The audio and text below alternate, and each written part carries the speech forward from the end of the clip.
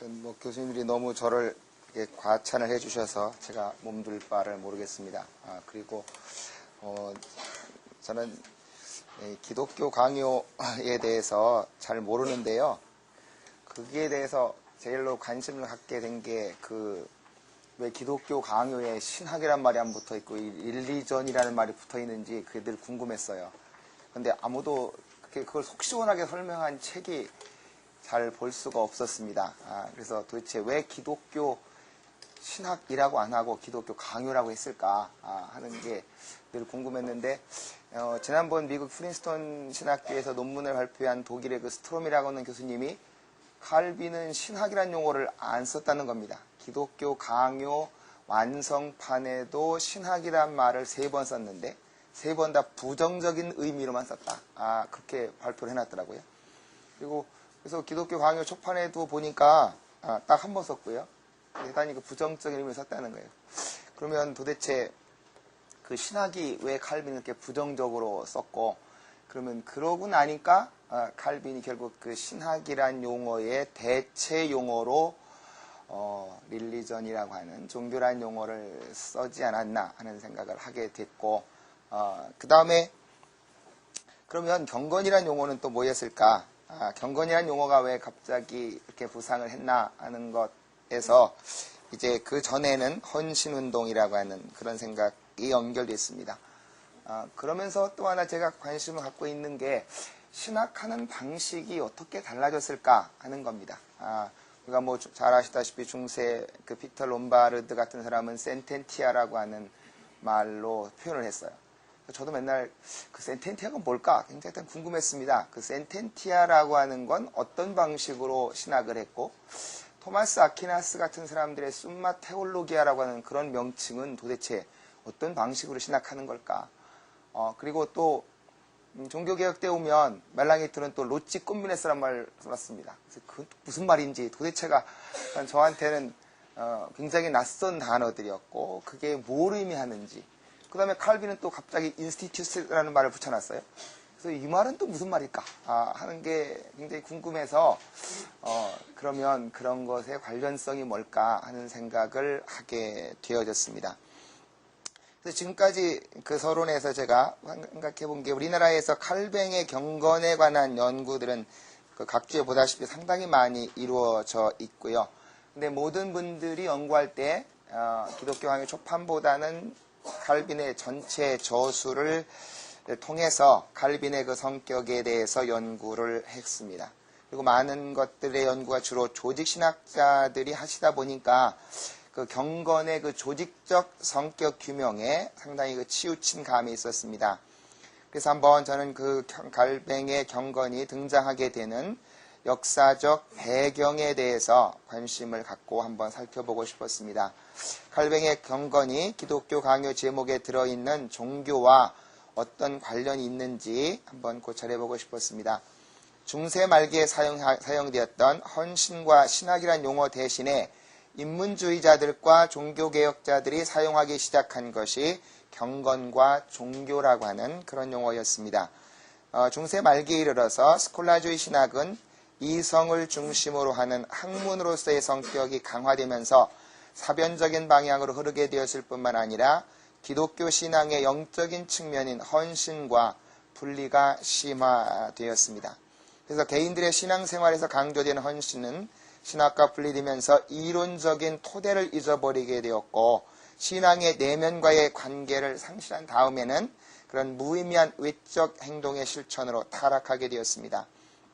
이러한 상황에 대한 반동으로 인문주의자들과 종교개혁자들은 헌신 대신에 경건을 강조하게 되었고, 신학보다 종교적인 용어를 사용하게 되었습니다.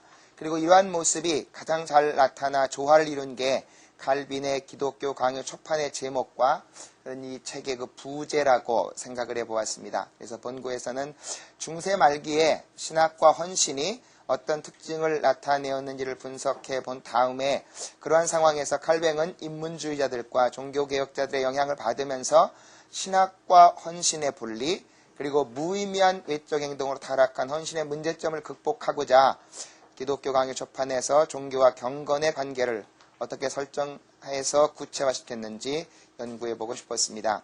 이와 함께 기독교 강요 초판의 제목이 지니고 있는 신학 방법론에 대한 새로운 모색의 의미도 탐구해보고자 합니다.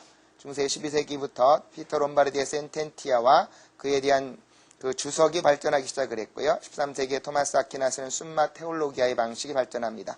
종교개혁기에 이르러서 이러한 중세 신학의 방법론과 명칭에 대한 비판으로 1521년에 멜랑이 뜨는 로치 꼼미네스 테올로기지를, 마틴 부처는 1521년에 제가 원어를 못 찾아 그냥 Brief Summary of Christian Doctrine을, 스빙글리는 1525년에 The Vera et Falla Leologine Commentarius를, 파렐은 제가 불어는 못 읽겠습니다. 그거를 썼습니다. 이러한 명칭들을 보면 중세 스콜르주의 신학의 영향은 아직 충분히 벗어나지 못한 느낌을 줍니다. 멜랑이 또는 중세 신학을 비판해서 로치 꼼미네스라고 하는 새로운 방법론을 모색하면서 테올로기라는 용어를 쓰고 있고, 슈빙글리는 테올로기아라는 용어 대신에 렐리기오네라는 용어를 사용했지만 코멘타리우스 방식을 벗어나지 못했고, 부처와 팔렐은 아퀴나스가 사용했던 그 숨마라는 명칭을 사용하고 있습니다. 이러한 상황에서 갈비는 1536년에 기독교 강요 초판을 쓸 때 이러한 중세의 색채를 완전히 벗어나기 위해서 중세에 사용됐던 모든 용어를 피해서 크리스티안네 렐리기오니스 인스티튜티오라고 하는 명칭을 사용한 것이 아닌가 하는 저 개인적인 생각을 해보았습니다. 그래서 본인은 이러한 얘기가 과연 타당한지 그 본고에서 검토해 보고자 합니다. 중세 후기 신학과 그 헌신의 분리와 양자의 타락, 중세의 신학은 12세기 이전에 그런 수도원 신학과 그 이후의 스콜라주의 신학으로 나누어집니다. 수도원 신학은 수도사들이 자신들의 영성을 발전시키기 위해서 형성했던 신학이었습니다. 그럼 우리 신학은 그들의 영성과 밀접하게 결합이 되어 있었고, 바로 그들이 강조했던 게 헌신이었습니다. 초대교회부터 기독교 저술가들은 하나님을 향한 인간의 합당한 자세를 나타내는 이상적인 표현으로 헌신이란 용어를 사용을 했고, 이러한 헌신은 내적인 행위와 함께 외적인 행위를 통해 하나님께 자신을 드리는 것을 의미를 했습니다. 이러한 수도원 신학은 안셀름이나 성 버나드가 주로 발전을 시켜서 독특한 그 헌신과 묵상에 내적으로 연결된 수도원 신학의 유형을 발전을 시켰습니다. 이에 반해서 12세기에 대학이 설립되면서부터 이제 스콜라주의 신학이 발전하게 되어졌고요. 스콜라주의 신학은 이제 도시에 있는 대학들에서 발전하면서 변증학이 도입되고 신학을 학문적으로 발전시키기 시작을 했습니다.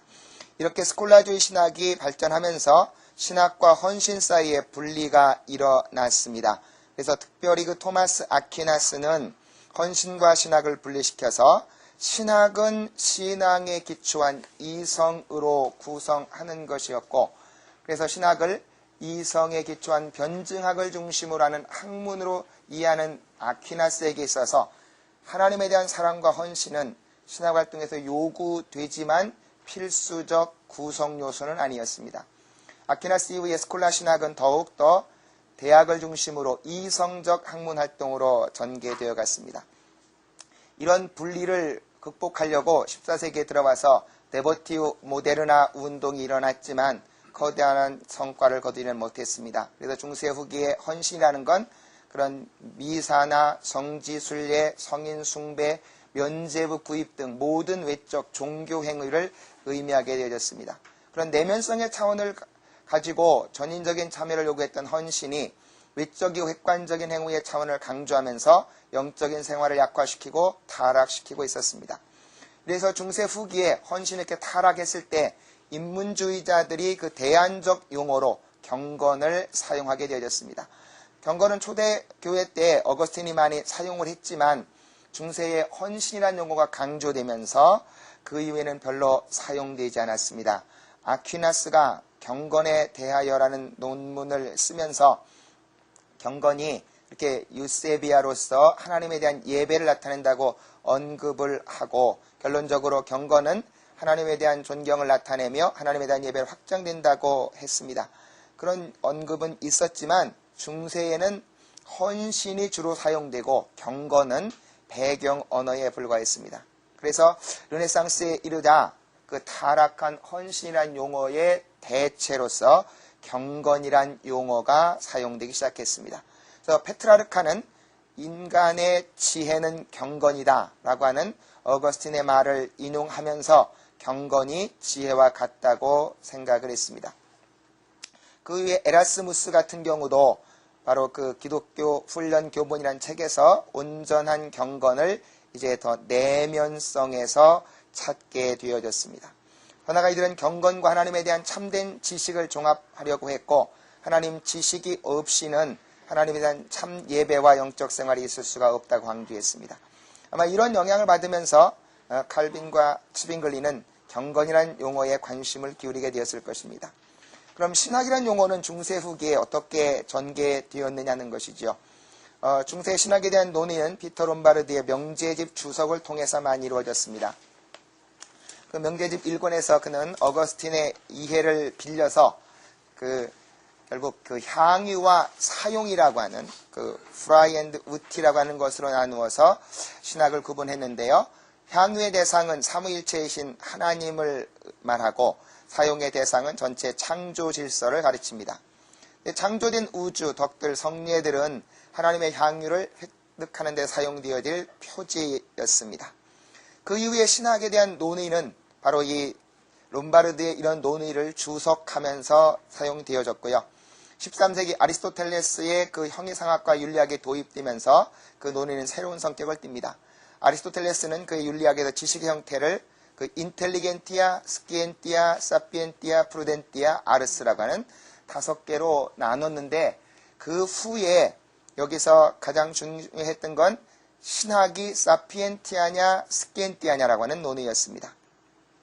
그래서 13세기 후반에 이르러서 이렇게 헤일지 알렉산더, 보나벤추라 그런 학자들을 통해서 그런 논의가 진행되면서 그 신학적 지식이 그렇게 사피엔티안가 스키엔티안가 하는 문제를 취급합니다.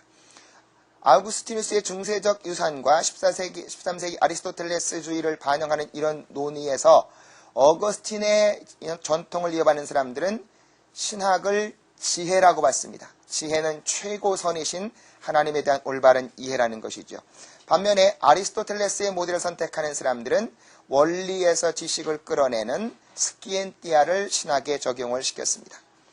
13세기에 이르러서 이런 두 가지 학문이 전개가 되어져 가서 특별히 이제 그 아퀴나스가 신학을 스키엔티아라고 보고 그렇게 그거를 발전시켜 나갔습니다. 이러한 신학적 논의는 그 다음 패러그래프에 보시면 둔스 스코투스와 함께 새로운 국면을 맞이해서 물론 그는 아퀴나스가 그 신앙과 이성을 종합했던 걸 분리시켰습니다. 그래서 학문이라고 하는 스키엔티아라고 하는 것을 부정을 했습니다. 그래서 그는 결국 하나님에 대한 신학은 하나님의 본체에 대한 그 본질적 신학과 계시를 통해서 알 수 있는 우리들의 신학이라고 하는 걸로 구분을 했습니다. 그렇게 해서 신학은 계시에 의해서만 가능하다라고 얘기를 했지만 스코투스도 주저하면서 그 아리스토텔레스의 철학을 통합시켜서 이제 점차로 신학적 논의는 더 세분화된 모습으로 나간다 그 말이죠. 그래서 13세기에 가면 그 신학이 점점 더 복잡해지는데 그 프리드만이라고 학자는 이러한 구조는 논증에서 이제 주장으로 이동하면서 그렇게 만들어졌다고 얘기합니다. 윌리엄 오캄 같은 사람은 그 스크립트림이라고 하는 그 책에서요, 그 신학서론을 다루는데 약 370페이지 다루는 신학서론을 다룹니다. 그래서 여기서 그렇게 물론 그 피터 롬바르드의 명제집을 주석을 하지만 자신의 철학적 신학적 의견을 개진하는 논문의 성격, 그 주장의 성격이 대단히 강하다는 것이죠. 그래서 오컴의 시기에 이르면 중세신학은 유명론이 득세하면서 용어주의가 지배합니다. 동시에 정치한 논리를 추구하는 변증학이 발전해서 신학은 철저한 논리를 분석하는 그 분석 신학이 되어졌고 실질 생활과 유리되어져서 대단히 사변적이고 복잡한 성격을 띠게 되어졌습니다.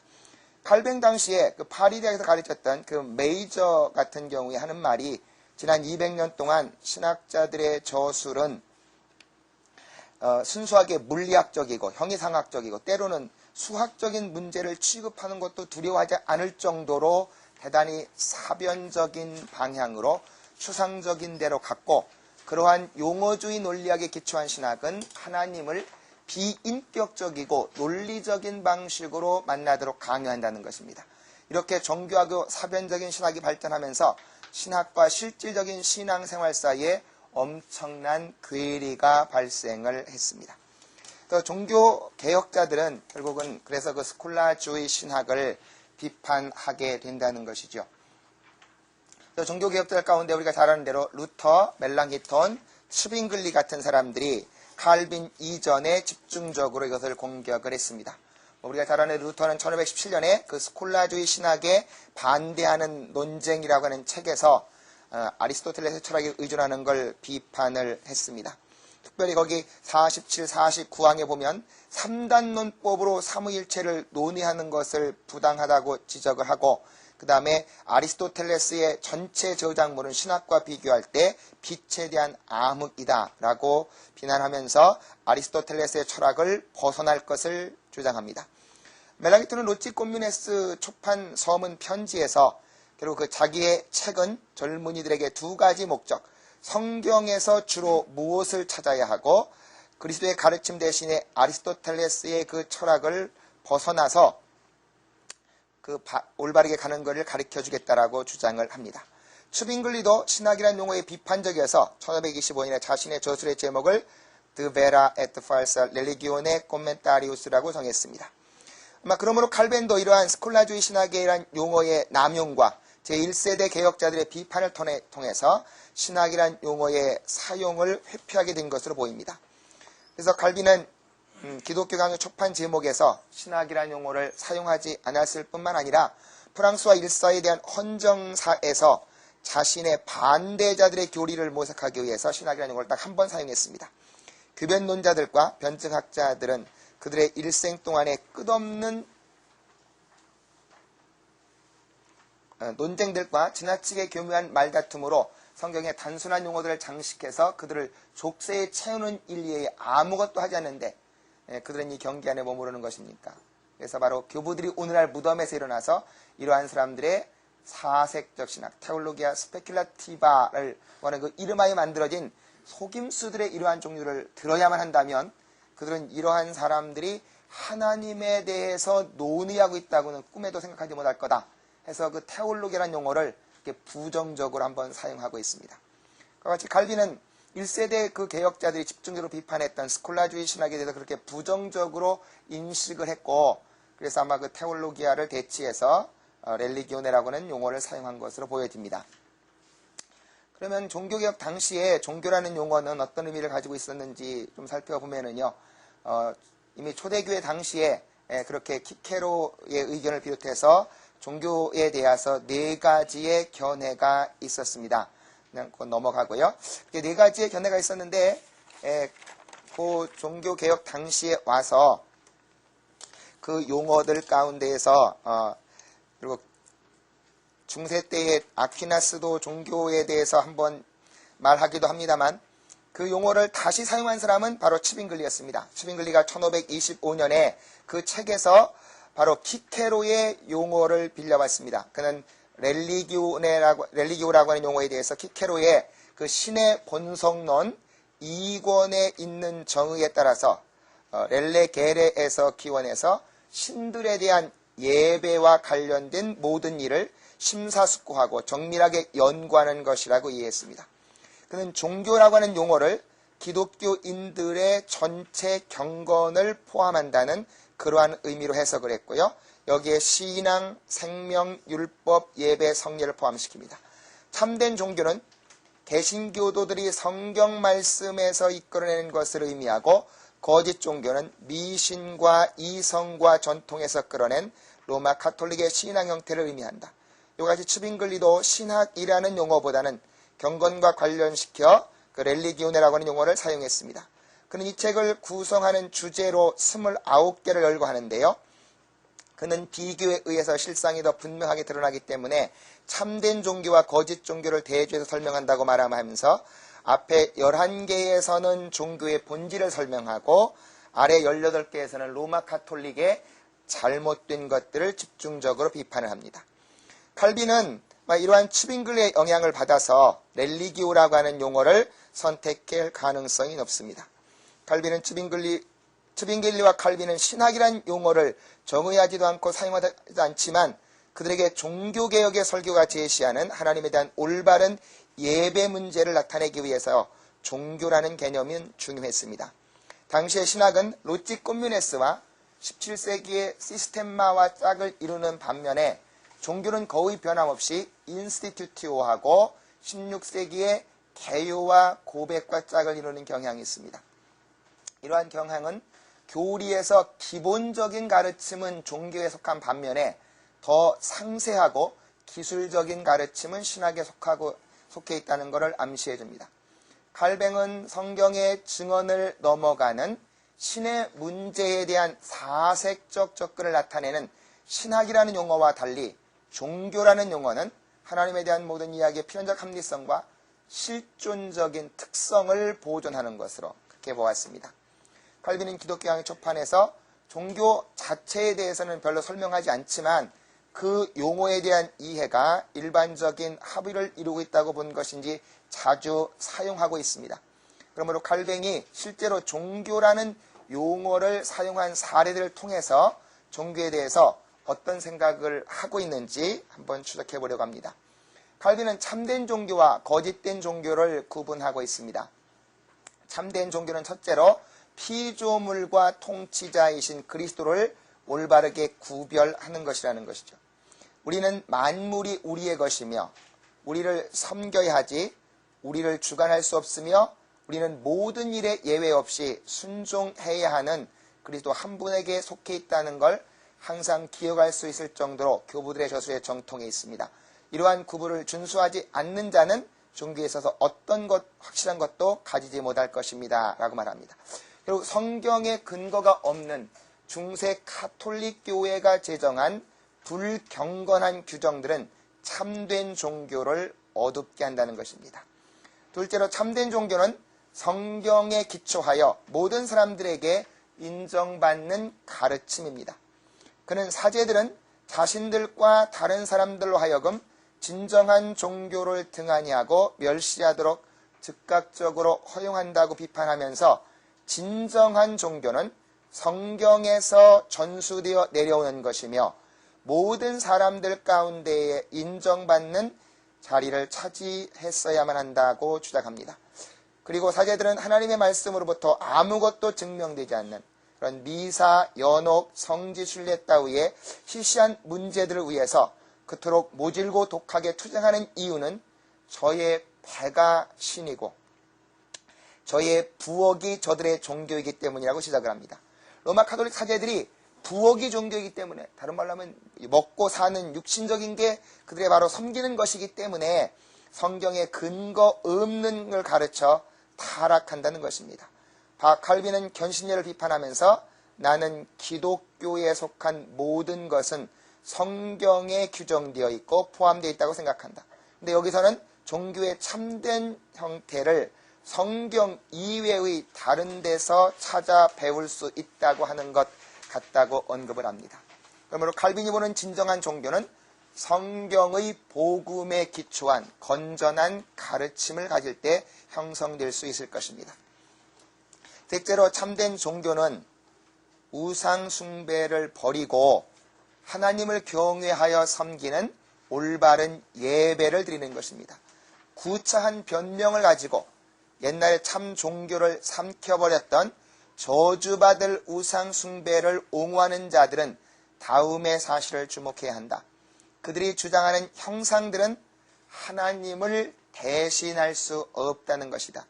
또한 하나님께서 선지서에서 모든 종교가 파괴되었다는 것을 강조하실 때 그는 안식일이 더럽혀지고 모독당하고 침해되어 지켜지지 않고 거룩히 여김을 받지 않는다고 지적합니다.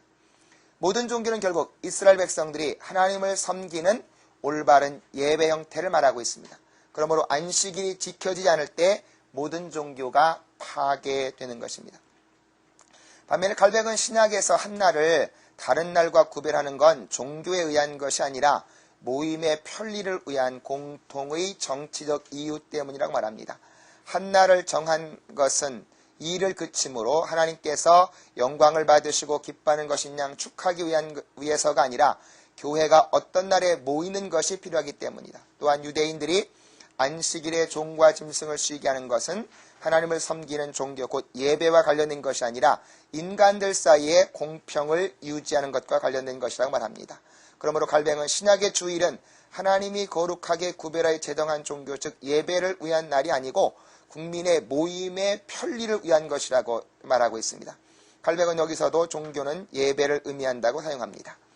이때로 갈뱅은 렐리기오를 하나님을 섬기는 신앙을 가리키기 위해 사용합니다. 갈뱅은 세례를 설명하면서 이 세례를 통해 우리는 같은 하나님을 예배하는 데 합류한다는 것과 또 모든 그리스도인들과 같이 하나의 종교를 가진다는 것을 증거한다고 말합니다. 여기서 종교는 같은 신앙을 가지는 걸 말합니다. 갈뱅은 또한 로마 감독 알렉산더가 발효되지 않은 빵을 처음으로 사용한 걸 언급하면서 일반 백성들의 마음을 신앙으로 교화하는 것보다 새로운 광경으로 그들의 눈을 놀라게 하려는 목적 이외에 별다른 목적이 있는지 알지 못한다고 언급합니다. 그는 가톨릭교회 성직자들은 미신으로 둔해지고 멍청해진 자들을 아무데나 끌고 가면서 그들의 신앙에 의한 장악이라고 부른다고 비판합니다. 또한 교회 질서 유지를 위해서 교회법으로 정해진 의식들은 신앙적으로 양심을 억압할 정도로 구원을 위해서 필수적인 것이 아니고 경건이 그러한 규정에 자리 잡을 정도로 하나님께 드리는 예배와 관련된 것이 아니라고 말합니다. 다섯째로 갈뱅은 렐리기오를 기독교를 가르치기 위해서 사용합니다. 그는 고해 성사를 논의하면서 우리 종교 전체에서 우리가 알아야 할 모든 것이 있다면 그 첫째는 죄 사함이 어떤 근거에서 어떤 규정으로 어떤 조건에서 또 어떤 용이한 점과 곤란한 점이 있는 가운데 얻어질 수 있는가를 분명히 이해하고 정직하게 파악하는 것이 아니겠는가라고 말합니다. 우리 종교는 기독교를 의미하고 여기서 알아야 할 가장 중요한 것이 바로 죄 사함이라고 역설합니다. 그러므로 갈뱅은 기독교 강의 초판에서 성경에 근거 없는 우상 숭배를 가르치는 거짓된 종교인 로마 가톨릭과 구별되는 참된 종교는 성경에 근거한 올바른 신앙으로 하나님을 예배하고 섬기는 것으로 이해하였습니다. 이와 같이 갈뱅은 하나님을 알고 예배하는 올바른 방법과 관련시켜 종교를 사용합니다. 갈뱅은 종교라는 용어를 사용하여 스콜라주의에서 신학과 신앙생활의 분리가 초래한 무미 건조함을 극복하고 인간의 삶과 관련된 실천적인 신앙의 가르침을 확립하려는 의도를 나타내고자 한 것으로 보입니다.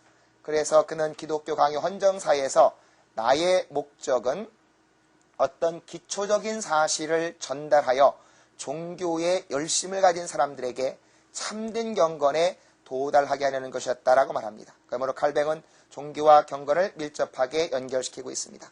갈뱅의 경건의 의미를 한번 살펴보겠습니다. 갈뱅이 종교와 밀접하게 관련시켜 사용한 용어가 경건입니다. 기독교 강의 초판은 경건의 거의 전체적인 요약과 구원의 가르침을 아는 데 필요한 무엇이든지 포함하고 있다. 최근에 출판되어 경건의 열성적인 모든 사람들이 읽어야 할 가장 가치 있는 책이라는 부제를 달고 있습니다. 이 부제는 갈뱅이 직접 쓴 것이 아니라 일반적으로 출판업자들이 이 책의 홍보를 위해서 첨가했을 가능성이 높은 것으로 지적되고 있습니다. 그렇지만 이 부제는 이 책의 성격을 잘 설명해주고 있습니다. 이 책은 경건의 거의 전체적인 요약을 포함하고 있어서 경건의 열성적인 모든 사람들이 읽어야 할 가치 있는 책이라는 거죠. 여기서 경건은 배워서 신자가 반드시 알아야 하는 것으로 나타나고 있습니다. 그러면 이 부제에서 언급되고 있고 갈뱅이 헌정사와 본론, 기독교 강의 본론에서 자주 언급하는 경건과 그에 대비되는 불경건은 어떤 관계를 가지고 있으며 종교와 어떻게 상호 관련되어 있는가 생각해 보고 싶습니다. 갈비는 기독교 강의 초판에서는 경건을 율법과 관련시켜 설명하고 있습니다. 십계명을 해설하면서 그는 경건을 하나님과 인간의 관련된 올바른 신앙의 삶의 자세로 설명을 합니다. 칼뱅은 십계명을 해설한 후에 종합을 하면서 하나님에 관한 그 4가지 계명을 기록한 첫째 돌판에서 특별히 경건을 배우는데, 그것을 요약하면 하나님을 경외하고 사랑하며 예배하는 것과 그를 고백하고 그를 부르며 그에게 모든 것을 구하며 그분으로부터 모든 것을 기다리며 그분 안에서 우리의 보호를 찾으며 그분 안에서 쉬는 것이다 라고 말했습니다. 그는 십계명을 해설하는 서론에서는 첫째 돌파는 바로 하나님께 지고 있는 의무라고 말을 했습니다. 그래서 칼뱅은 십계명 해설 서론에서는 우리의 하나님에 대한 의무라고 표현했는데, 결론 부분에서는 그것을 경건이라고 말합니다. 바로 여기에 하나님과 관련된 신자들의 의무인 경건에 대한 칼뱅의 입장이 집약되어 표현되어 있습니다. 경건은 첫째로 하나님을 유일하신 신으로 인정하고 고백하는 것이고, 둘째로 그분을 경외하고 사랑하며 예배하고 영화롭게 하는 것이며, 셋째로 그분을 부르고 모든 것을 구하며 그분의 모든 것을 기다리며 그분 안에서 우리의 보호를 찾으며 그분 안에서 쉬는 것입니다. 경건의 첫 번째 요소는 하나님을 유일하신 하나님으로 인정하고 고백하는 것이라는 거죠. 이것은 참 하나님을 아는 것과 밀접하게 연결되어 있습니다. 칼뱅은 기독교 강요를 시작하면서 거룩한 가르침은 신지식과 우리 자신에 대한 지식으로 구성되어 있다고 언급한 후에 하나님에 대한 다음 4가지 사실을 배워야 한다고 지적합니다.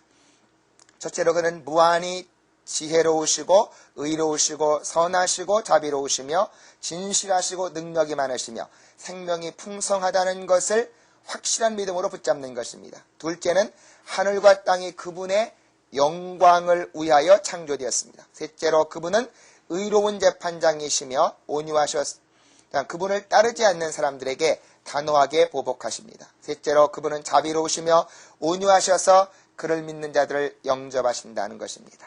그러므로 참된 경건은 하나님의 성품과 함께 그분을 창조주와 심판주 그리고 구세주로 아는 것입니다.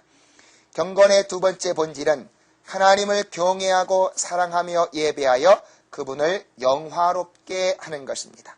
그는 첫째 계명 해설에서도 다른 모든 것보다도 그분만을 경외하고 사랑해야 하며 그분만을 우리의 하나님으로 인정해야 하며 우리의 모든 소망과 신뢰를 그분에게 두어야 하는 것이다 라고 했고, 이러한 경외와 사랑은 말과 외적 행위에서뿐만 아니고 마음과 생각과 모든 열심으로 드러나야 한다고 했습니다.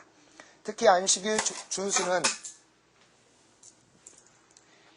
준수는 경건과 하나님 예배 양자와 관련되어 있는데, 이것은 이 계명이 경건과 관련된 첫 번째 돌판에 포함되어 있고 하나님께서 그날을 거룩하게 하셨기 때문이라고 말합니다. 경건이 하나님을 경외하고 사랑하며 예배하는 것이므로 바로 안식일 준수와 직결되어 있습니다. 그러므로 칼뱅은 안식일 준수는 경건과 하나님 예배 양자와 관련되어 있다고 말합니다. 그러므로 칼뱅은 경건의 첫째와 둘째의 본질을 연결시켜서 하나님은 창조주이시며 우리의 주님이시며 아버지시다. 그럼 우리는 그분에게 영광과 존귀와 사랑을 바쳐 드려야 한다라고 말합니다. 우리는 하나님이 창조주이실 뿐만 아니라 바로 우리 주님이시며 아버지라고 하는 것을 알았을 때 그 하나님께 영광과 존귀와 사랑을 바치게 됩니다. 그러므로 경건이란 하나님을 창조주와 구속주로서 주님이시자 아버지로 인식해서 그분에게 경외와 영광과 존귀와 사랑을 드리는 것입니다. 그는 또한 사도신경 첫 번째 부분인 전능하사 천지를 만드신 하나님 아버지를 내가 믿사오며 라는 부분을 설명하면서 우리가 그러한 하나님께 늘 감사하는 경건과 타오르는 사랑으로 존경하며 그를 섬기는 일에 전념하고 매사에 그를 높여야 한다고 말합니다.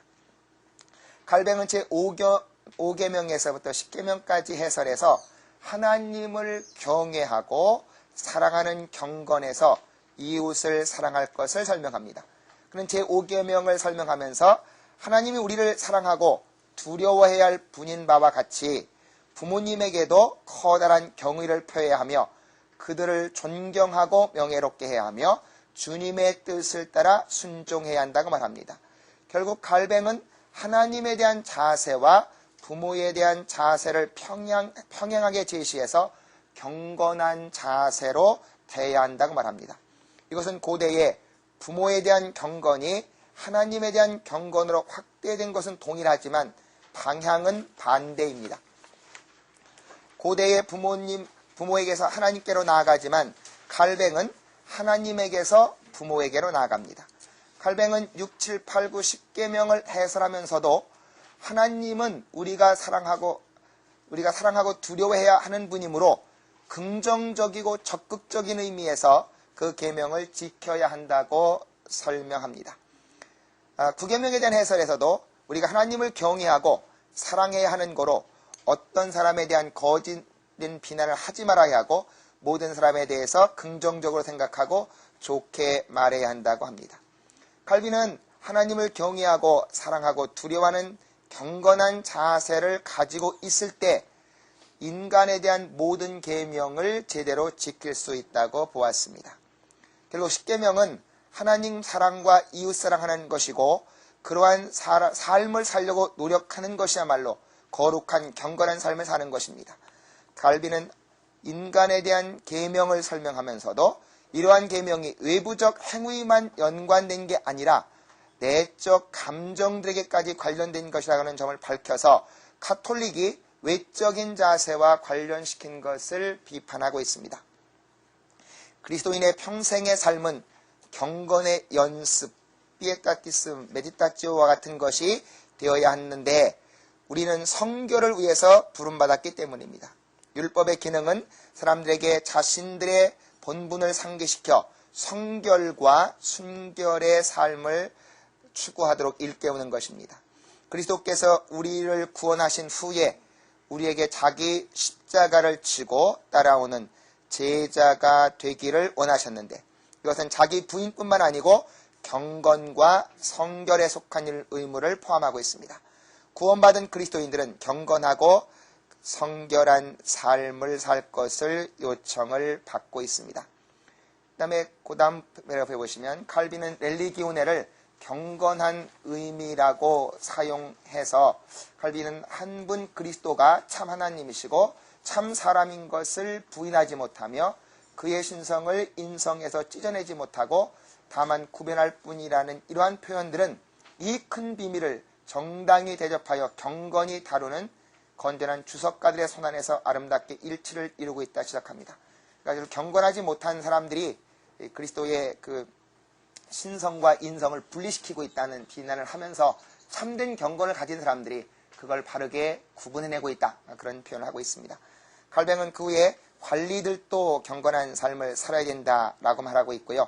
그 다음에는 그 경건과 대비되는 불경건은 결국은 하나님에 대해서 불순종하고 더 나가면 궁극적으로는 불신자라고까지 지적을 하고 있습니다. 그래서 거기는 그냥 넘어가겠습니다. 그래서 결국 칼뱅은 하나님 그 마지막 줄만 읽어보겠습니다. 그 패러그래프 마지막 인스티튜트 바로 위에 칼뱅에게서 하나님을 떠나거나 하나님께 불순종하는 불경건과 대조적으로 하나님을 올바르게 알고 경배하는 경건은 종교와 상당히 일치하는 부분이 있을 뿐만 아니라 양자는 밀접하게 관련되어 있습니다. 그러면 인스티튜트의 의미가 무엇인가 한번 생각해 보겠습니다. 칼빈은 기독교 강요의 제목으로 인스티튜트라고 하는 명칭을 사용한 것이 어디에서 유래했을까? 리처드 멀러는 이러한 용어가 고대 교부들 뿐만 아니고 당시 에라스무스와 루터의 영향을 받았을 거라고 생각을 했습니다. 인스티튜트라고 하는 용어는 퀴틸리안의 연설 강요, 락탄티우스의 기독교의 거룩한 가르침에 대해서 에라스무스의 기독교 원리 강요, 그리고 아마 루터의 대요리문답에서도 나타나 있어서 칼빈에게 잘 알려져 있을 거라고 보았습니다. 그리고 여기서 인스티튜티오는 가장 기본적인 가르침이라고 보았을 것입니다. 그다음에 칼뱅이 이러한 용어를 쓰는데 그의 법학 교육도 아마 영향을 미쳤을 것입니다. 칼뱅이 오를리앙하고 부르지 대학에서 배웠던 로마서 대전은 코덱스 다이제스타 인스티튜치오네스의 3부작으로 되어 있었고, 바로 그 인스티튜치오네스는 법학도를 위한 기본적이지만 권위 있는 교과서였습니다. 그래서 칼뱅은 오를리앙 시절에 고대 법전의 기초가 되는 이 법률가의 저수를 읽었을 것으로 보이고, 그래서 그 칼뱅이 아마 이 인스티튜스라는 용어를 사용했을 것이라고 보여집니다. 칼뱅의 기독교 가교가 독일어로는 그렇게 지침이나 강의로 번역되어 있습니다. 강요 자체는 두 부분으로 되어 있어서 가르침, 교훈과 교육의 의미를 갖고 있습니다. 칼빈이 인스티튜트라는 제목을 붙인 것은 이 책이 요리문답의 형태는 취하지 않지만 요리문답 내용인 십계명, 사도신경, 주기도문, 성례들을 아마 취급하기 때문에 그렇게 붙인 것으로 보여집니다.